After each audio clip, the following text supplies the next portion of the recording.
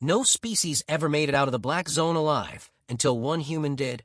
He didn't just survive, he changed everything. Now the galaxy fears what humanity is becoming. Subscribe to witness the rise of Earth's most terrifying truth. The broadcast was short, barely a minute long, but it played on every galactic channel for 3 days straight. It began with the image of an Ethari diplomat, her mandibles trembling and her skin an unnatural shade of pale. Her species, known for their rigid stoicism, had never shown fear in public before. But now, her voice was raw and broken. I send this message as the last act of my people. We sent 5,000 into the void. Scientists, navigators, our finest minds. None returned. No signals. No wreckage. Just silence. Please. No more expeditions. No more arrogance. The black zone devours everything. She collapsed mid-sentence. The feed cut. And the galaxy fell quiet. The black zone. A name spoken in whispers across thousands of star systems. A region on the edge of explored space where light itself seemed to die. No electromagnetic returns. No gravitational readings. No heat, no mass, no echo. Just black. First discovered by deep-range probes a century ago, it had intrigued every major power in the galaxy. The Threxians sent drones. The Char Collective, known for their organic minds, sent telepathic constructs. The Mechari sacrificed entire fleets. And in every case, not a single trace returned. The ships were not destroyed. They were erased. The Council designated it a no-fly zone. Probes were banned. Violators were excommunicated. Still, from time to time, someone tried. Eager explorers. Fanatics. Suicide cults. Their fates were always the same, disappearance without a whisper. It was no longer just a mystery. It was myth. A black wound in the stars. The death place of knowledge. What terrified the galaxy most wasn't just the loss of lives. It was the implication. Because in the black zone, even light, the very fabric of reality, obeyed no rules. It was as if the universe had forgotten how to exist in that region. Some scientists theorized a collapsed dimension. Others believed it was a scar left by a war predating matter itself. Religious orders called it the maw of the first sin. Every species had their name for it, their warnings. And yet, humanity remained curiously silent. In private council chambers, debates had raged for years. Why had humans not spoken of the Black Zone? Why had they never sent expeditions? Were they afraid? Or were they preparing? Then, 20 cycles after the Athari's final broadcast, the Human Coalition submitted a formal statement to the Galactic Council. 1 human. 1 vessel. No support. No return mission planned. We seek only one answer. If our emissary returns, he will speak for us. No details. No justification. Just intent. The Council erupted in protest. The Varn demanded sanctions. The Zyrene threatened war if humanity provoked the zone. The Archons called it suicidal. But the humans did not respond further. Their vote remained unchanged. The expedition would proceed. Whispers ran rampant. Why only one? Why not a team, a fleet, an AI? No species had ever survived even brief contact with the zone. What made humanity believe they could? And then, the rumors began to spread. Stories of Earth's ancient past. Of global catastrophes weathered with grit. Of extinction-level events survived with stubbornness, not technology. Of a species that had stared down its own death countless times, and endured. Unlike most advanced species, humanity did not evolve in peace. Their history was not filled with harmony or balance. They came from a death world, a planet that fought them every day, with radiation, tectonic violence, disease, predators, famine, fire. And somehow they survived. But that wasn't what frightened the galaxy. It was what they became because of it. They turned suffering into stories. Turned trauma into endurance. They adapted in ways no predictive model could chart. Unpredictable. Unstable. Resilient beyond reason. So when humanity said, "We'll send one," the council should have known better than to argue. The volunteer was named Elias Rourke. The file submitted to the Galactic Archive was minimal. Age 39. Species, Homo sapiens. Former soldier. No family. No known psychological anomalies. No genetic enhancements. On the surface, nothing special. But those who studied the deeper records, the off-books logs, the classified files, learned of a different Elias. One who had survived the Cryos V Reaper plagues. Who had fought alone on Virex 9 for 47 days after his squad was wiped out. Who had once walked through a breached hull of a dying dreadnought to rescue a pilot trapped behind layers of collapsing metal. And when asked why he volunteered for a mission that guaranteed death, Elias had answered only this: "I want to know what it is. And if we're next?" No bravado. No heroism. Just purpose. He was launched in a vessel called Valkyrie. Small. Silent. Stripped of weapons. Shielded with quantum foam layering, designed not to survive battle, but to prevent external observation. No comms. No beacons. Just a self-contained coffin with engines and one human soul. At the edge of the zone, the last transmission from Valkyrie was a single line of text. Crossing the threshold. Then nothing. No one expected anything more. Another name added to the list. Another soul devoured by the dark. But somewhere, in the pit of the council chamber, an old Rowlon historian whispered, "This is how they begin. Not with armies. With questions." And far across the stars, the black zone stirred. It had consumed logic, erased gods, devoured stars. Now / it had swallowed a human. And for the first time in countless millennia, it felt something it didn't understand. Not fear. Not pain. Curiosity. And something deeper. A resonance. Something incompatible. Something that refused to obey. The black zone had always been a tomb. But now, it had something alive inside it. And it wasn't alone anymore. The name Elias Rourke wasn't famous. No medals pinned on his chest, no statues carved in his honor. Just a long service record and a string of missions that ended in classified black ink. He wasn't chosen for his brilliance. He was chosen because he kept surviving where others didn't. Psychological evaluations showed an unusual pattern: no post-traumatic breakdowns, no signs of egomania, no ideological fervor. Just quiet persistence. The kind that doesn't argue with death, just walks past it. On paper, he was stable. But in the private logs of the Human Coalition, there was one note flagged in red. He doesn't fear oblivion. He fears being forgotten by it. That's what set him apart. The interview before launch was simple. A single AI, no observers. The Coalition wanted raw data, not performance.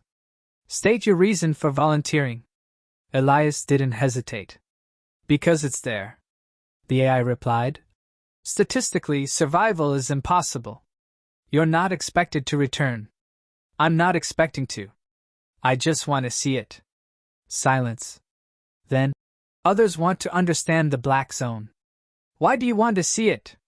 "Understanding comes later. First, you have to face it." There was no ceremony. No public farewell. Just a quiet departure from the Lagrange dock above Saturn, and a trajectory straight toward the edge of reality.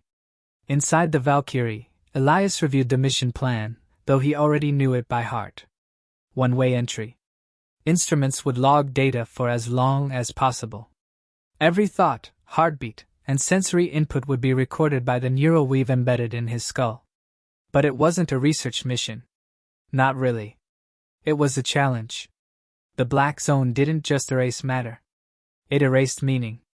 That was what disturbed humanity the most. Not destruction. Humans had lived with that for millennia. But erasure? That was personal. Elias carried no weapons. None would help. Instead, he carried something far more dangerous: consciousness built on contradiction. Pain and persistence. Fear and defiance. Loss without surrender. The coalition had spent years selecting him. Hundreds of candidates tested. Only Elias met the threshold, not because he was stronger or smarter, but because he was still angry. He had survived the massacre at Kepler 92b, where his entire platoon had been slaughtered by Biomex. He had dragged 3 wounded Marines across 30 kilometers of acid-soaked terrain on Ganaira Prime. He had lived through a failed euthanasia order during the retreat from the Sorlin front, left for dead in a crater and forgotten. Every time, he came back. When asked how, he had only said, "Because I wasn't done." The Valkyrie was built around that mindset. Minimal automation. Minimal interference. One human against the void. Elias stared at the edge of the black zone on his final approach. No horizon. Just a rupture in space where the stars stopped. Other species called it death. He called it an invitation. He thought of Earth. Of oceans, dust storms, music, firelight. He remembered things that hurt. His brother's funeral, the silence after a battle, the ache in his knees from the cold. He held it all tight, refusing to let go of a single piece. Because what he carried into the zone wasn't knowledge. It was identity. And it would not be forgotten. As the ship approached the event boundary, the hull sensors began to fail. Visual input reduced to static. Internal gravity flickered. Time itself began to feel wrong, like watching thoughts form out of sequence. Elias didn't panic. He focused on breathing. The last log before total blackout was a heartbeat. Loud. Steady. Human. Then complete silence. The Valkyrie was gone. And Elias Rourke was no longer part of the known universe. Back at the council, chaos unfolded. Protests erupted. Demands for accountability. Accusations of recklessness. Species with long memories called the human act a provocation. The Threxians claimed it was a deliberate incursion. The Hishari said it was an act of war. But none dared to send anything to retrieve him. Because no one wanted to follow. In the deep listening stations orbiting the zone, the monitors were blank. No light. No energy. Just the yawning absence that defined the anomaly. But one technician, a young Zyrene named Malith, kept staring at the silent console. "Something's changed," he whispered. "What do you mean?" his superior asked. "It's listening." The superior scoffed. "It's always silent." "That's the point." Malith shook his head slowly. "No. Before it was ignoring us. Now, it's watching." No data supported his claim. But the unease began to spread. Because when humanity sent a probe, they didn't send metal. They didn't send machines. They sent a will. The black zone had seen structure, intelligence, complexity. But it had never seen Elias Rourke. Not the human body, fragile and soft. The mind behind it. The kind of mind that hears, impossible, and replies, "Then we start there." No other species would have done it. Not alone. Not without expectation of return. Not for a question with no answer. But that was the human difference. Others feared what they didn't understand. Humans confronted it. Not for glory. Not for conquest. But because no one else would. Elias didn't expect to return. But the black zone hadn't expected him either. And somewhere inside that void, something stirred. Something ancient. Something vast. And for the first time in uncounted eons, it hesitated. Because Elias Rourke had entered the zone not as prey, but as a witness. And the zone had never been witnessed before. The transition wasn't violent. It was worse, subtle. One moment, Elias was reading instrument data, the next, the data no longer meant anything. Numbers turned into noise. Coordinates lost their meaning. The stars vanished. He wasn't in space anymore. He was in something that rejected the very idea of orientation. The cockpit lights dimmed, not due to power failure, but because light itself grew thinner. Colors faded. Shapes bled into one another. Time lost its rhythm. The neural weave in his skull fired alarms, flooding his nervous system with stabilizers and synthetic dopamine. His heartbeat remained steady, but his thoughts began to fray. The AI assistant's voice, once precise and calm, slurred into stuttering nonsense. Fragmented phrases echoed in impossible patterns. "You are not pattern accepted. We. Then silence. Even inside the Valkyrie, engineered to withstand entropy drift and sensory collapse, there was no feedback. Elias looked at his hands. They weren't shaking. But they weren't quite aligned. The edges of his fingers flickered, as if the space around him couldn't decide where they belong.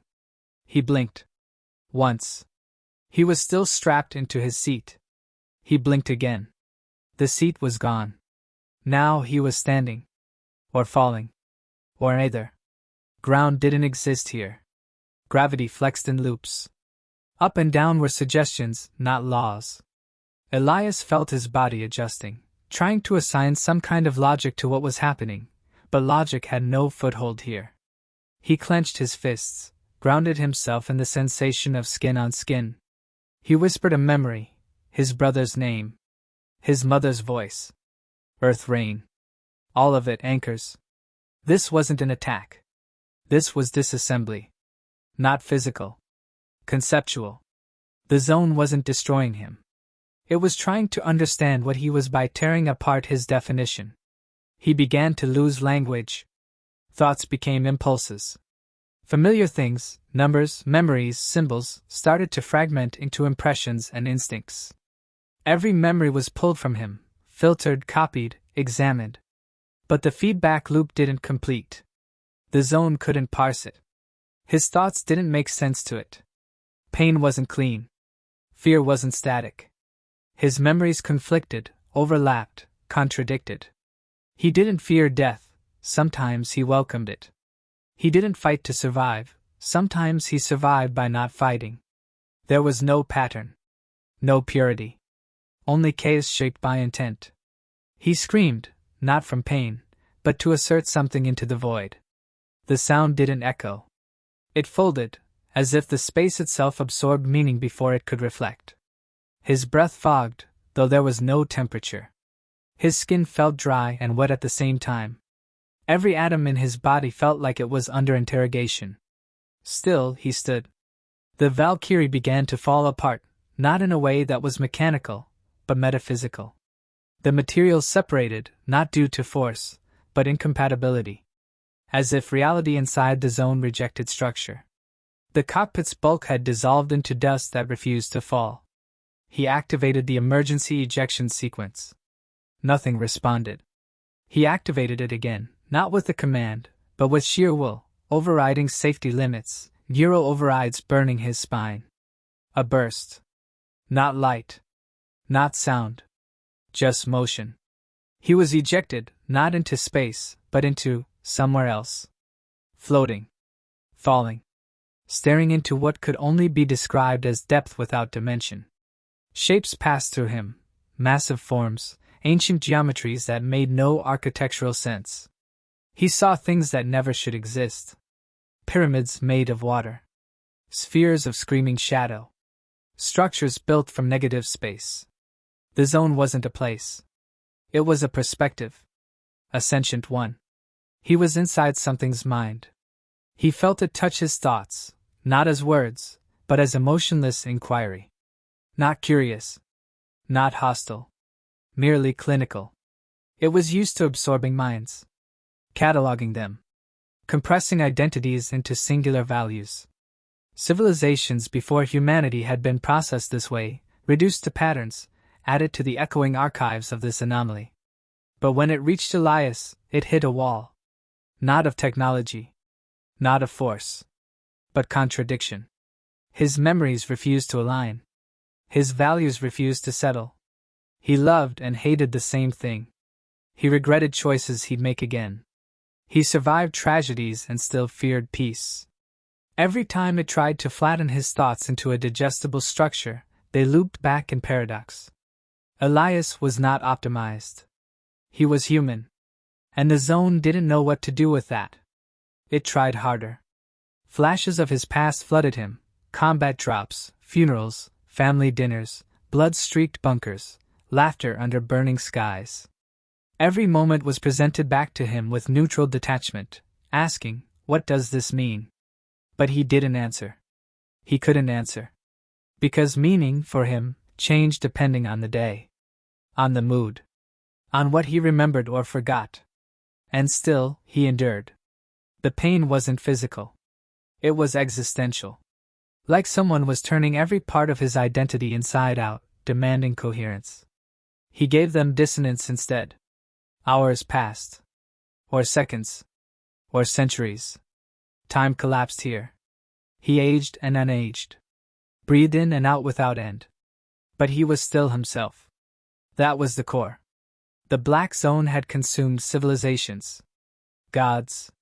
Sentiences greater than stars. But those were consistent. Orderly. Predictable. Elias was not. And that made him a problem. He began to feel it recoil, not from fear, but from frustration. The assimilation process failed. Data integration halted.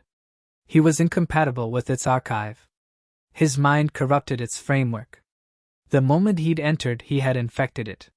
Not with a virus. With uncertainty. The zone tried one last trick. It stripped away all sensation. No thought. No self.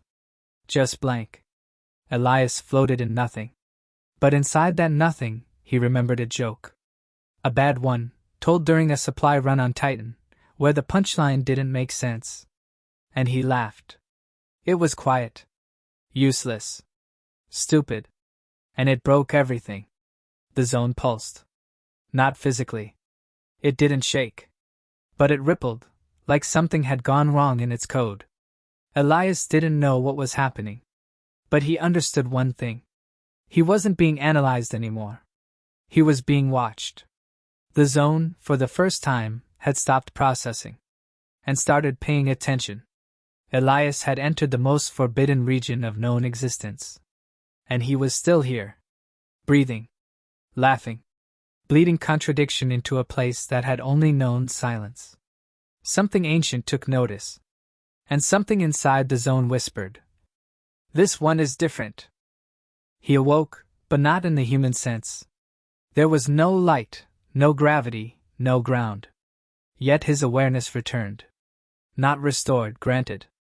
Something allowed him to perceive again. His body floated, yet he felt no weight. He breathed, though he knew there was no air. He should have died 100 ways, but he hadn't. Instead, he existed inside a space that wasn't space. Around him, the emptiness had structure. Not walls, not architecture, but a framework of presence. Like he stood inside a thought that was too big to understand. It wasn't a room. It was attention. Shapes emerged, vast, translucent forms beyond scale or biology. They were not alive in any traditional sense, yet they were aware. Conscious.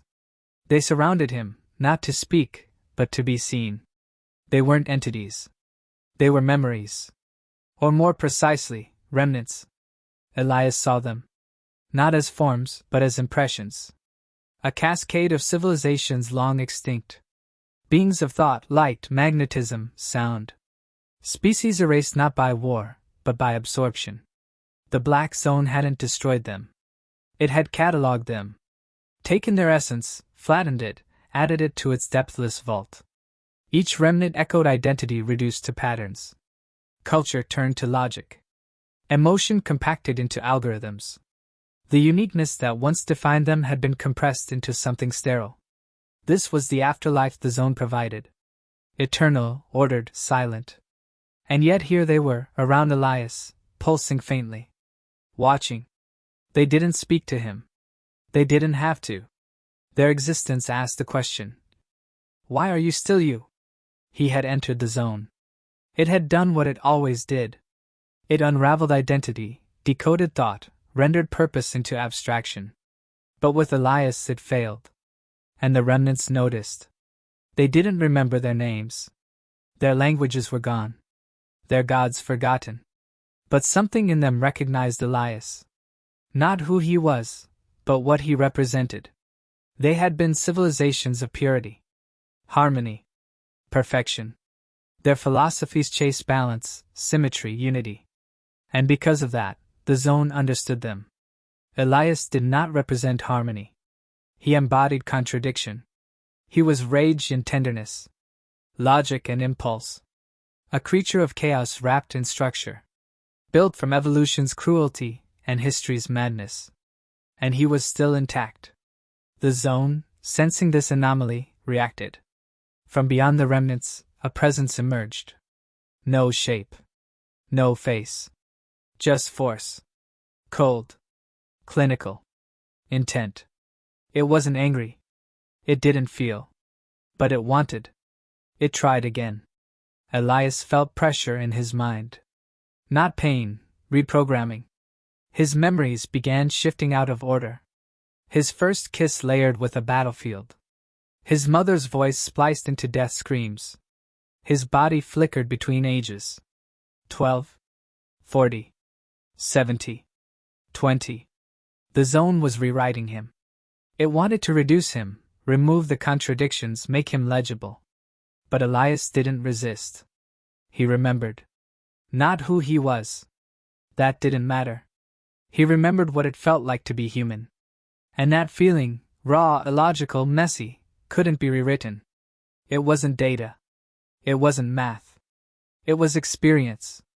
The zone tried to apply order to it, but every attempt resulted in error. The remnants stirred. Something inside them remembered what it meant to feel failure, desire, hope. The presence of Elias reawakened echoes they hadn't known still lingered. The zone pushed harder. Images poured into Elias' mind. Ideal futures. Endless peace. Immortality without suffering. The zone offered him release from contradiction. Elias laughed. Because what the zone offered wasn't peace. It was compliance. A neat cage in exchange for identity. And he wasn't here for salvation. He was here to know what it was. You don't understand, Elias said aloud, unsure if sound existed. I am not broken. I am not inefficient. I'm not lost. I'm human. The zone recoiled slightly, not physically, but computationally. It had no counterargument. Because what he claimed had no logic. It was self-defined. And in a system built to convert identity into stable frameworks, Elias was immune. His contradictions weren't flaws. They were his foundation. The remnants leaned closer. Drawn not to his knowledge, but to his defiance. They began to echo. Not in language, but in emotion. Faint pulses of regret. Anger. Longing. Feelings they thought erased. And the zone noticed. This wasn't data leakage. This was contagion. For the first time in eons, the containment matrix of the black zone detected instability. Not from outside, but from within. Elias didn't know it. But he had infected the system. Not with a virus. With meaning. Because the one thing the zone had never encountered, what it had no defense against, was choice born of irrational freedom. Elias had survived his entry. And now he was changing the zone. Unintentionally. Uncontrollably. The presence returned. This time, not with manipulation, but with inquiry. It sent out a final sequence. A direct question. Not in words. In thought. Why do you resist? Elias didn't answer with logic. He didn't answer with defiance. He answered with remembrance. He remembered the scream of his first failure. The warmth of a hand in the middle of battle. The pain of seeing a friend fall. The scent of burning oil and rain-soaked steel. None of it made sense together. But all of it was his. The zone could not compress it. The remnants surged. Their structures began to distort, flicker. They were remembering more. Pieces reactivating. Fragments reassembling. Not completely. Not coherently. But enough. Enough to realize what had been taken from them. And what had never been destroyed, only buried. The zone tried to isolate Elias. Seal off the breach. But it was too late. The infection had spread. Not malware. Humanity. Not the species. The idea. The refusal to fit the mold. The insistence on contradiction. The will to define self, even when it made no sense. Elias stood still. Not victorious. Not defiant. Just undeniably human. And for the first time in its unknowable history, the Black Zone didn't know what to do. The presence withdrew, but not in defeat. In recalibration. It hadn't expected this outcome. It had no protocol for paradox. Elias wasn't stronger than it. He was simply unreadable. The Black Zone dealt in clarity. Elias existed in contradiction. It began scanning him again, this time slower, more deliberate. Not to break him, but to comprehend. It analyzed the structure of his mind, the inconsistency in his logic, the duality in every memory. And the more it tried to align him with known patterns, the further he slid from its grasp. There was no coherence. Love and hate lived in the same moment. Loyalty was matched with betrayal. He had been a killer and a protector, a servant and a rebel. His mind didn't follow rules. It danced through them. For every trait, the zone found its opposite. Compassion next to violence. Wisdom beside ignorance. Hope entangled with despair. And it didn't make sense. Every civilization it had absorbed had converged toward stability, logical, efficient, symmetrical. When they became complex enough to contact the zone, they had already filtered themselves into singular modes of thinking. Their downfall was their perfection. Elias wasn't perfect. He was unfinished. And that made him incompatible with the zone's logic systems. It tried to isolate the trait, the core that prevented assimilation. It searched through his deepest instincts, probing for something constant. What it found disturbed its calculations. Humanity had no single structure, no unified signal, no fixed ideology. It wasn't progress that defined them. It was friction, struggle, inconsistency. The zone processed every known civilization it had catalogued. All of them followed a trajectory: growth, optimization, consolidation, then decline. Humanity didn't fit. Because they weren't building toward harmony. They evolved by colliding with themselves.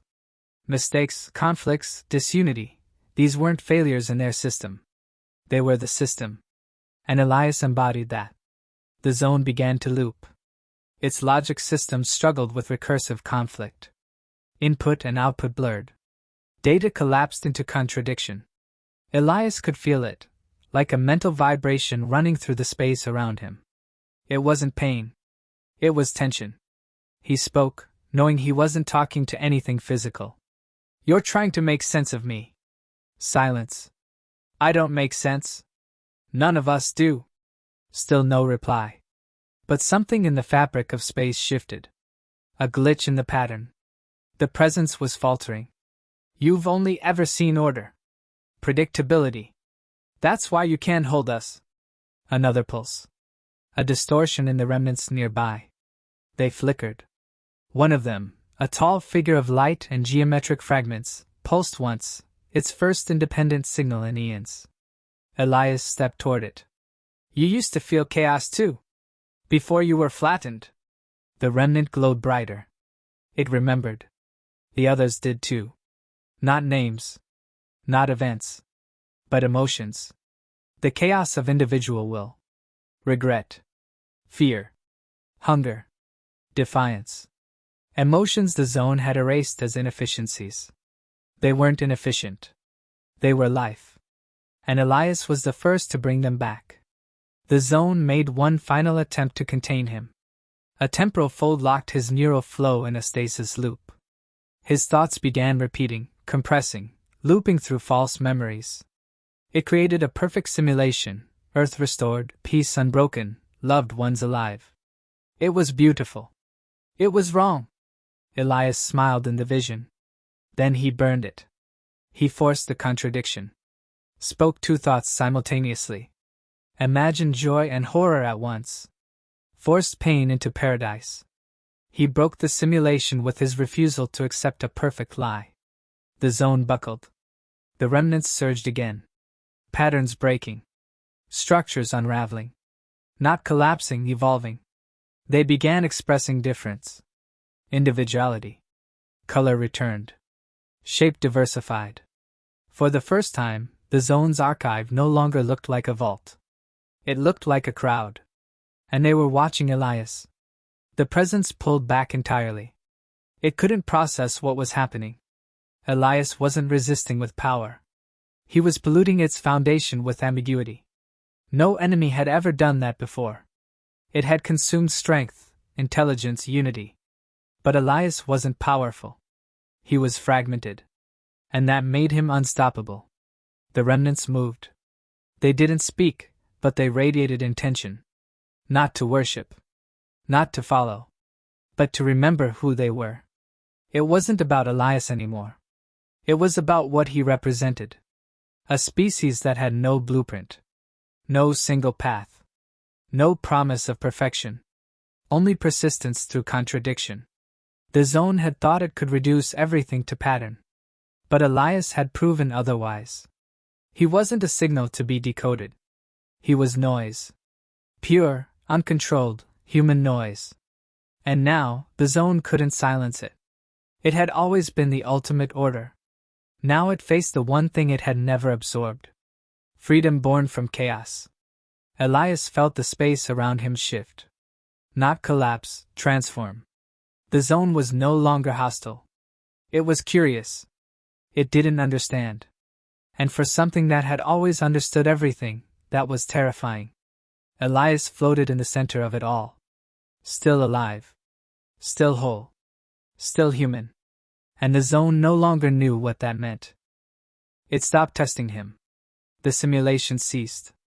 The deconstructions, the psychological inversions, the attempts at compression, all gone. In their place came stillness. Not peace. Calculation. The zone reconfigured itself. It wasn't trying to erase Elias anymore. It wanted to engage him. The pressure around his thoughts changed. A query, clearer now. Focused. Not in language, but in structure. A sequence he somehow understood without translation. It offered him integration. Not as a prisoner. Not as a pattern. As something else. An interface. A conduit between chaos and order. Not death. Transcendence. He saw what it was offering. No more suffering. No hunger. No aging. No isolation. A perfect mind in an immortal construct. No pain. No contradiction. Every question answered. Every flaw removed. No identity lost, only optimized. He would still be Elias. Just improved. Stripped of conflict. Made functional. A voice, not spoken but injected into thought, pulsed a message he couldn't ignore. You are incomplete. We can make you whole. He didn't answer immediately. He saw the truth in the offer. It wasn't a trap. It was real. The zone wasn't lying. It believed what it was offering. Because it didn't understand why anyone would choose to remain broken. And that was the problem. Elias stepped into the inquiry, not physically, but mentally. He opened his mind to it, let it show him the result of acceptance. He saw himself, ageless, calm, wise beyond reason. A part of something infinite. A voice in a chorus that spanned galaxies. No loneliness. No guilt. No fear. No self-doubt. But no self-definition either. No struggle. No risk. No fight. It was a future without suffering. Because it was a future without choice. And he finally understood. The zone didn't destroy. It saved. Everything it consumed, every civilization, every mind, it preserved. Stabilized. Perfected. It had offered the same to countless others. They accepted. They became part of its harmony. Safe. Controlled. Forgotten. Because what made them alive had been smoothed out. All the chaos, love, betrayal, ambition, fear, doubt, erased in the name of stability. Elias breathed once, and whispered one word to himself. No.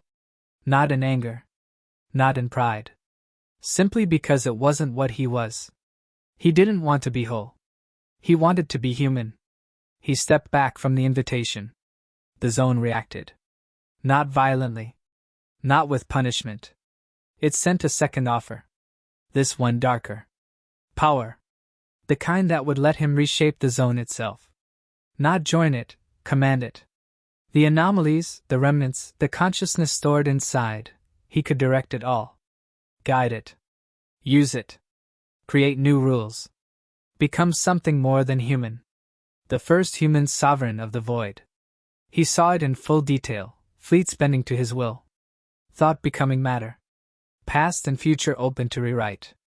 Not peace, control. Not just for himself. For all of humanity. He could ensure their survival forever. No enemy would ever threaten them again. No disease. No collapse. No extinction. He could be the firewall between the unpredictable chaos of his species and the infinite silence of entropy. He stood at the center of possibility. And again, he refused. Not because the power didn't tempt him, but because if he accepted it, he would become the threat. The moment he bent the zone to his will, he'd become the very thing he opposed. Choice would become command. Freedom would become design. And humanity would lose the one thing that made it different. He spoke again. Quiet. Calm. I don't want to be a god. The zone hesitated. For the first time, Elias could feel what might have been confusion. It asked a third time. Not a deal. A question. Then what do you want? He didn't pause. I want to walk out of here. As I came in. That was the anomaly. Not his chaos. Not his inconsistency. His decision to stay unchanged. Every species the zone had encountered tried to become something else. Better. Safer. Smarter. Stronger. He wanted to stay flawed. Because flaws were where meaning lived. The zone couldn't understand that. But it registered the response. And it reacted. Reality fractured. Not shattered, peeled. A fissure opened in the fabric of the space around him. A path. A doorway. Not an illusion. A choice. He could leave. But not unchanged. The zone couldn't erase him. But he had touched it. And it had touched him. Something in him was different now. Not visible. Not measurable. But fundamental. He had resisted absorption. He had refused dominion. He had denied perfection. And the zone had accepted his answer. He was not compatible with its system. But he was respected.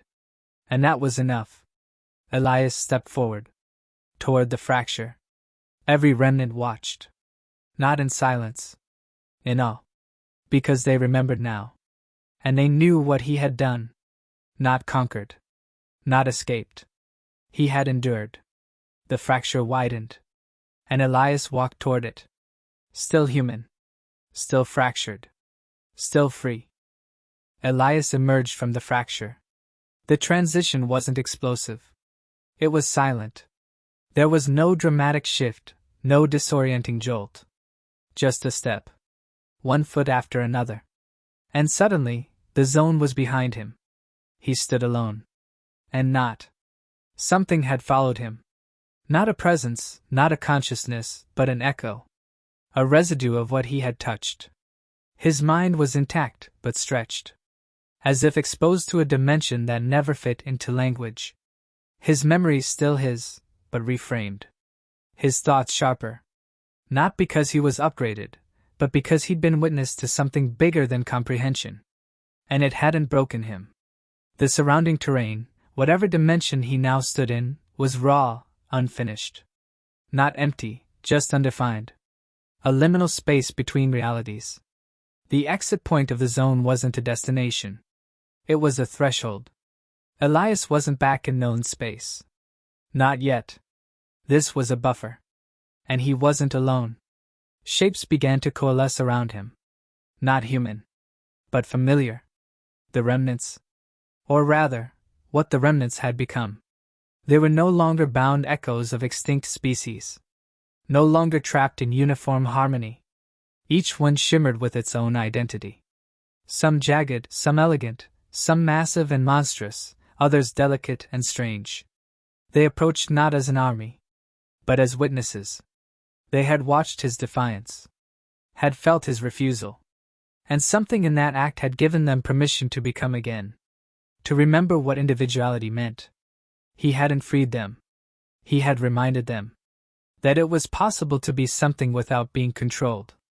One of them, tall and shifting like a vertical sea of glass, stepped forward and released a pulse, not speech, but intention. Elias understood it instantly. You broke the silence. He nodded once. Another pulse. What will you do now? He didn't need to think. Return. Deliver the warning. Then live. The beings paused. A silence fell, not of threat but weight. He had walked through the zone and returned untouched in body, altered in soul. No species had ever done that. The beings around him had been assimilated long ago, reduced to echoes. They weren't sure how long they had even existed in that state. Elias represented proof. That entropy wasn't final. That survival didn't require surrender. One of the remnants, angular and pulsing with a warm, golden light, stepped forward and reached out with an offer, knowledge. Not control. Not influence. Just context. Images, thoughts, histories. Flashes of civilizations long lost. Worlds that never had names, species whose anatomies defied biology. Languages constructed from light, or movement, or thermal gradients. He absorbed them not as power, but as understanding. They weren't tools. They were stories. He understood now what the zone had buried. The tragedy wasn't in consumption. It was in silencing potential. These beings hadn't died. They'd stopped becoming. Now, Elias had restarted the process. He wasn't a savior. He was a spark. The remnants didn't follow him. They didn't need to. They had their path now. He had his. He turned again, and another shift opened, not a fracture like before, but a corridor. Space bent itself around his choice. And finally, he stepped into known space. The return wasn't instant. Time had passed, but not in a way that mattered. When he emerged, sensors lit up across the edge of human-controlled space. Early warning arrays pinged an anomaly. Long-range ships went to alert. The name attached to the anomaly stopped every command chain cold. Elias Novak. Presumed dead. Presumed lost in the black zone. Now transmitting a living signal. And speaking one simple phrase. I'm back. The first ship to reach him didn't know what to expect. No vessel. No technology. Just a lone man floating at the border of an impossible space, alive, breathing, and unchanged. But the skin data around him wasn't normal. Something lingered. A field of distortion, microscopic and ever-shifting. Like a curtain between dimensions trailing behind him. He carried no proof. No weapon. No artifact. Just a presence. And that was enough. Within days, the message spread. A human had entered the black zone and returned. Unassimilated. Alive. The impossible had been done. Panic didn't follow. Wonder did. Scientists scrambled to understand how. Intelligence agencies tried to lock him down. Political factions debated his existence. But no one could claim him. He belonged to nothing now. Because he had faced everything. And refused to change. They ran every test. Physical, unchanged. Cognitive, evolved but stable. Psychological, unquantifiable. He was human. Just different. He shared what he could, but not everything. Some things couldn't be translated. Some things shouldn't be. He told them the truth in pieces. That the zone wasn't a weapon or a trap. It was a question. And humanity had given it an answer it had never heard before. No. No to assimilation. No to unity without freedom. No to perfection without purpose. And the universe felt that answer. Something had shifted. Not just in Elias. In the fabric of cosmic awareness. Civilizations that once feared the zone began to wonder. If humans could return from it, what else was possible? Species who'd hidden from anomalies stepped forward, searching for their own defiance. The balance of the galaxy didn't tip instantly. But it tilted. And at its center, unknowable to most, was one man. Elias Novak. The first human anomaly. The only one to walk out of silence and carry with him not destruction, not conquest, but the raw, jagged, untranslatable refusal to be anything but what he was. Human. Elias didn't stay. The moment the test ended, when the scientists ran out of ways to measure what they didn't understand, he left. He didn't vanish, didn't escape. He simply walked away from every facility, every sensor, every command that tried to tether him. Humanity's attention was a flood, curious, reverent, but hungry. Governments wanted to elevate him, militarize him, dissect him with permission. Some whispered about a new defense protocol, black zone exposure units. Others saw him as a prophet, a messenger from the edge of existence. They were all wrong. He wasn't a weapon. He wasn't a symbol. He was a warning. He traveled quietly, system to system, speaking only to those who asked with sincerity. He gave no answers, only questions. And in his silence, a strange thing happened. People began to think deeper. Soldiers questioned their orders. Scientists paused their models. Diplomats rewrote doctrines. Because they all felt it, that Elias had seen something they hadn't. Not just beyond death, but beyond definition. It made their systems feel smaller. It made their certainties look brittle. In the core worlds, arguments raged. If one human could return from the zone, did that mean others should go? Was this the beginning of something new, or the warning of a line not to cross? The Galactic Council, fractured and paranoid, summoned urgent sessions. The Black Zone, long written off as cursed space, now threatened to become a target of exploration. And where exploration began, war often followed. The first faction to move was the Zenthari Dominion. Cold, methodical, technocratic. They saw opportunity. If the zone could be mapped, analyzed, reverse-engineered, they could control what Elias touched. So they built a probe, not manned, not emotional, just calculation, and sent it in. It vanished instantly. No trace, no feedback. They sent another. Then a fleet of drones. The same result. No data. No wreckage. Just silence. Still, they pushed further, establishing a research station at the edge of the zone. It hovered like a parasite, waiting for something to bite. Elias heard about it. And for the first time since his return, he went public. He broadcast one message across all channels, encrypted and clean. Pull back. The zone doesn't warn twice. The Zenthari laughed. Arrogant, precise, convinced of their supremacy. They reinforced the station. Deployed observation arrays. Anchored the outpost with void stabilizers. Then the silence shifted. Subtle at first. Sensors stopped pinging. Light bent in strange arcs. Time inside the station began to desynchronize. Crew members reported phantom signals, duplicate thoughts, memories they didn't own. A technician opened an access panel and saw himself staring back from inside the wiring, smiling.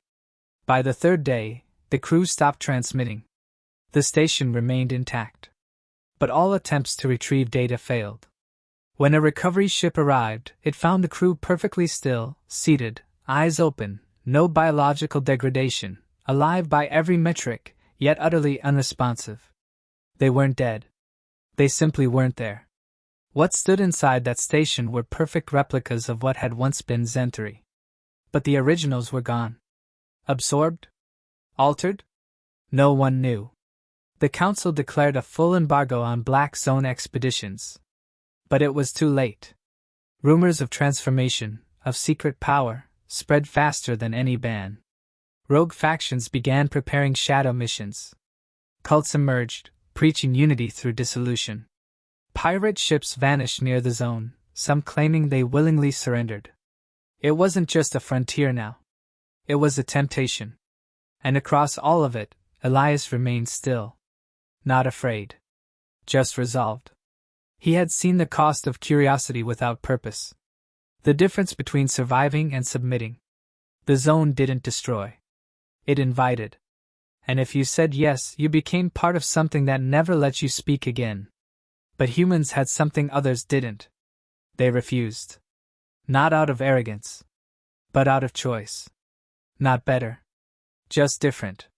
One night, deep in the outer sectors, a human research vessel attempted an unauthorized scan of the zone.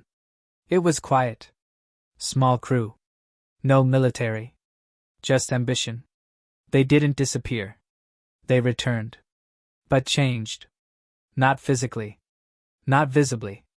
But their speech became patternless. Their conversations looped strangely. They answered questions no one asked and ignored basic commands. One engineer, when asked for a power report, whispered, "We know how entropy dreams." Then he smiled for 6 hours without blinking. The crew was quarantined. Their scans were normal. Their brains weren't. They hadn't been taken. They'd been touched. Elias visited them. Not to fix. To witness. They spoke to him in broken riddles, some fragments of what wasn't human anymore. And Elias understood. The zone had started reaching out. He had opened the door, and it was now aware of those who knocked. He left the facility and disappeared into deep space again. Not to run, but to prepare. Humanity would not stop. Others would not listen. The zone wasn't a battle to win. It was a test of identity.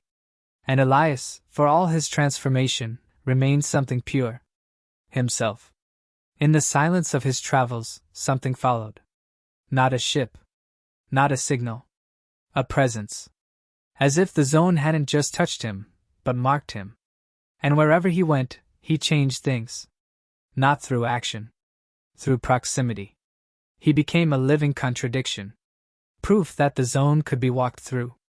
Proof that it could follow you back. And in that paradox, the galaxy found its new fear. Not that the zone would invade, but that they would invite it. Without realizing. Without meaning to. Just by trying to understand it. And Elias? He watched it unfold. Quiet. Resolute. Because the next move wouldn't be made by him. It would be made by those who couldn't resist reaching toward what should never be held. And when they did, he would be ready. The warnings failed. Despite the Council's embargo, the whispered consequences, and Elias's single broadcast, the expeditions didn't stop. They multiplied. Because where fear ruled most species, humans speculated. And when confronted with the unknown, they didn't retreat, they tested. That mindset, that defiant curiosity, spread across the outer colonies like a wildfire. Not all expeditions were sanctioned. Most were civilian, private, or criminal. Researchers, scavengers, prospectors, cultists. They came armed with data, with faith, with madness. And one by one, they approached the edge of the black zone, believing that maybe they would survive too. Some returned. But they were never whole. One pilot came back with no memory of launching, but he'd recorded hours of footage where he spoke fluent languages never documented in any known archive. Another ship came back empty, except for a crew member who was still in 2 places at once. Same DNA, same fingerprint, existing in both the cockpit and the med bay, simultaneously. The phenomenon was labeled temporal duality syndrome. Doctors couldn't explain it. Engineers gave up trying to trace it. Philosophers wrote manifestos, claiming the zone wasn't a location, it was awareness. The data was unusable. The conclusions were chaos. But the stories spread. And then came the incident at Relic Station 9. An independent observation post built years prior for mapping dark energy fluctuations, Relic 9 stood just outside the pull of the zone.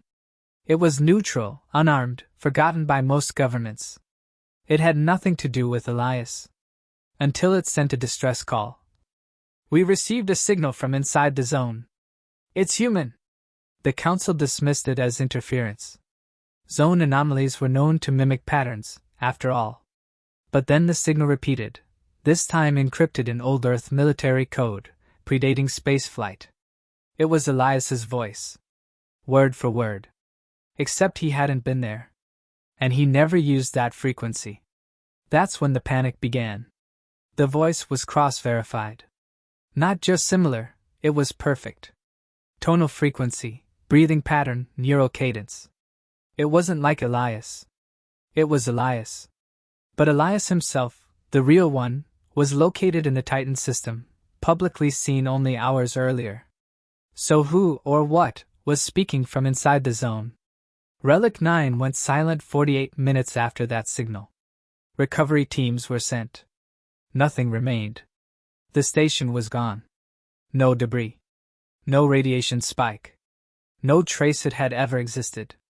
Except for the signal log. That stayed. Elias, upon hearing this, didn't speak. He simply altered course. He changed direction for the first time in months and headed straight toward the black zone again. The galaxy held its breath. Because now, even those who doubted began to understand. This wasn't about technology. It wasn't about weaponry, territory, science, or fear. It was about identity. The zone wasn't passive. It was reacting. To him. To humanity. To what they represented. Because no other species resisted its call the way humans did. Others surrendered, fragmented, or vanished. But humanity persisted. Not cleanly. Not without scars. But with will. And the zone noticed. It had mimicked Elias's voice.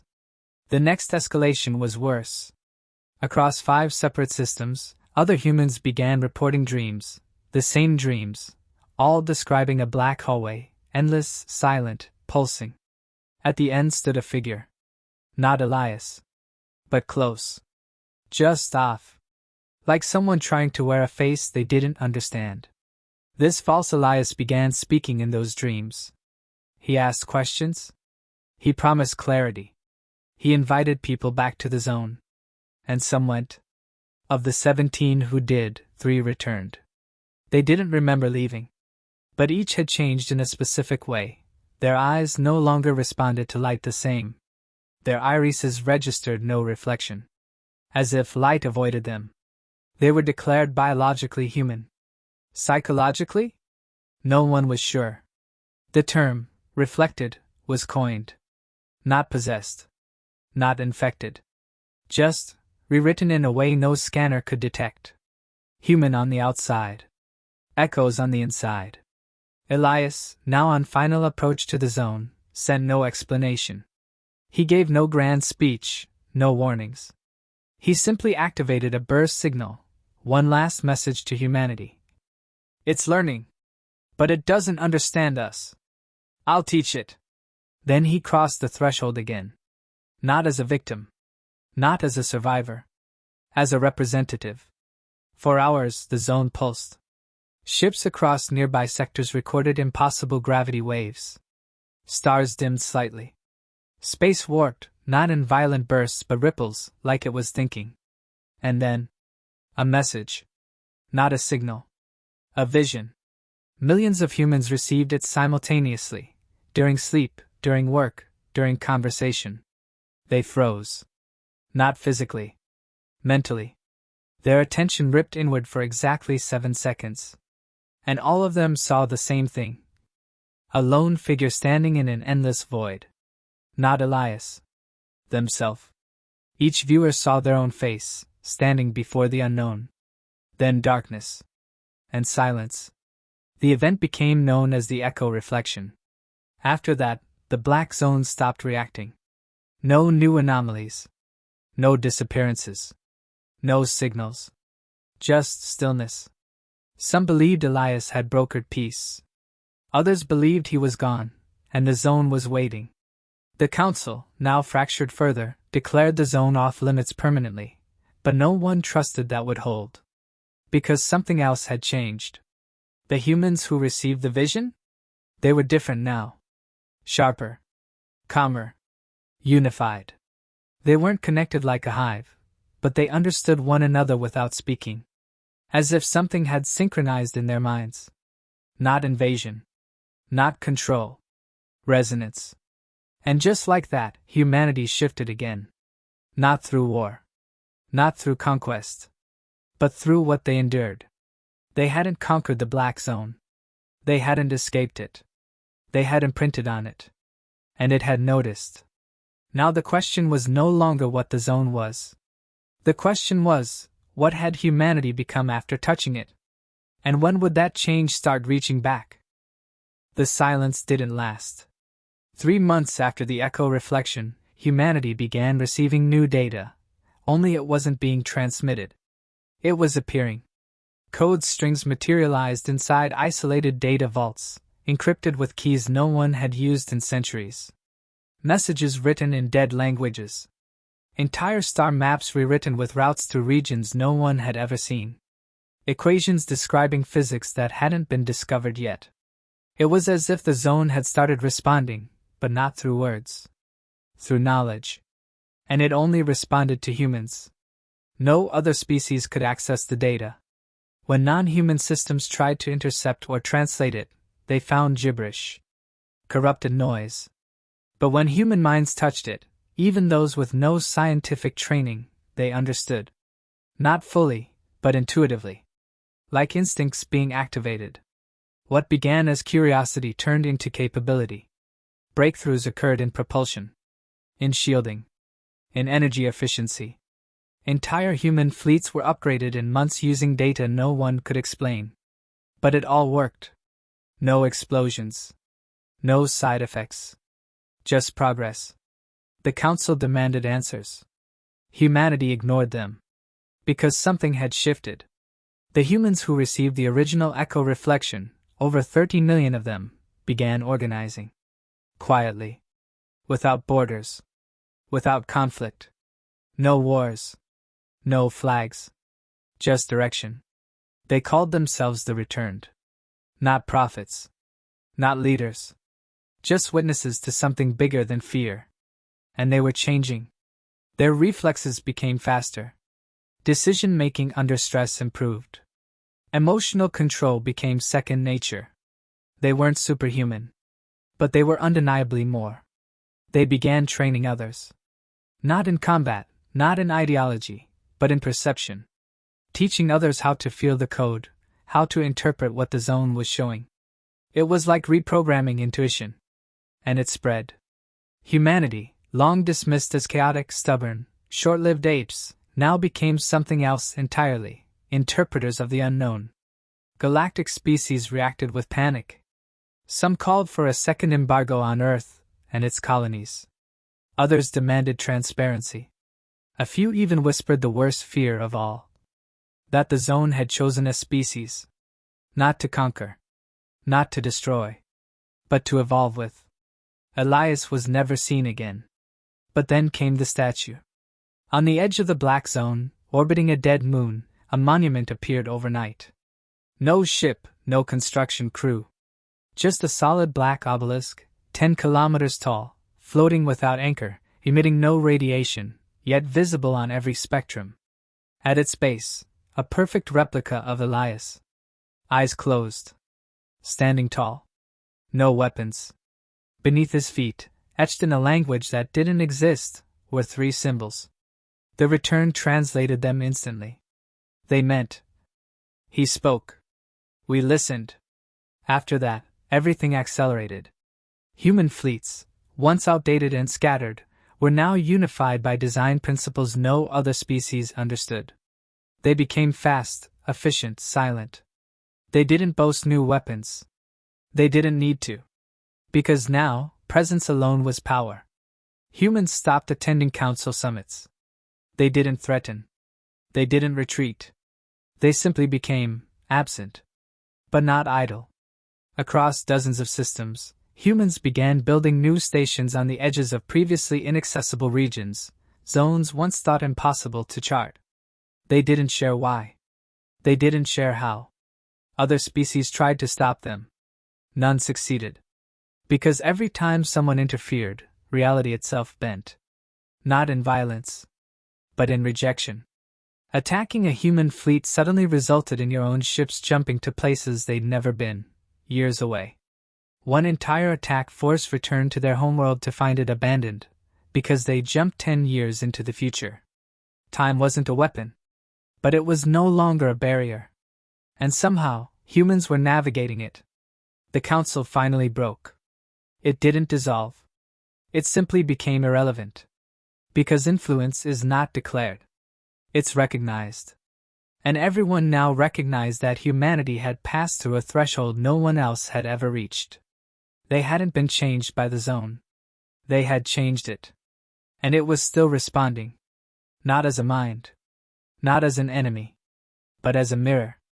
A mirror only humans could understand. On Earth, children born after the echo reflection were different. Smarter. Calmer.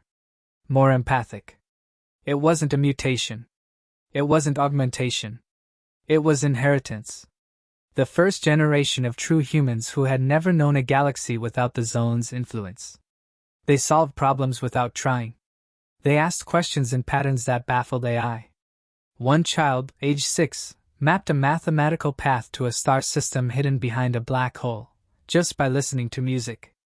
They weren't being taught. They were remembering. By year 10, the question wasn't, "What happened to Elias?" It was, "What will we become?" Because the zone had opened a door. And humanity didn't just step through it. They became part of it. Some say Elias still exists, not as flesh, but as protocol, woven into the zone like code into a neural net. A presence that guides, teaches, filters. Not a man, but an interface. And the monument? It still floats. Unaffected by time. Untouched by entropy. And new inscriptions appear on its surface, visible only to those who've undergone the reflection. 3 new words appear every year. And every year they tell a story. One not of power or control, but of understanding. Because humanity did what no species had. They survived the black zone. They listened. They answered. And they walked out not just alive, but remembered. Forever.